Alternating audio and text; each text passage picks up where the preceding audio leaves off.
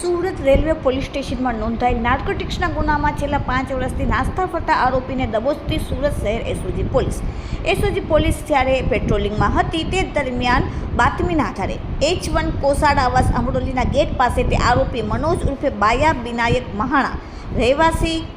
ઓડિશાવાળાને દબોચી લીધેલ છે। આરોપીની પૂછપરછ કરતાં જણાવેલ કે પોતે ઓડિશાથી ગાંજાનો જથ્થો મંગાવી સુરત ખાતે વેચાણ કરતો હતો અને આજથી 5 વર્ષ પહેલાં તે ઓડિશા ખાતેથી ગાંજાનો જથ્થો મંગાવેલો અને ગાંજાનો જથ્થો લઈ રેલવેમાં તેના 2 પેડલરો આવતા હતા ત્યારે સુરત રેલવે સ્ટેશન ખાતે બંને વ્યક્તિઓને પોલીસે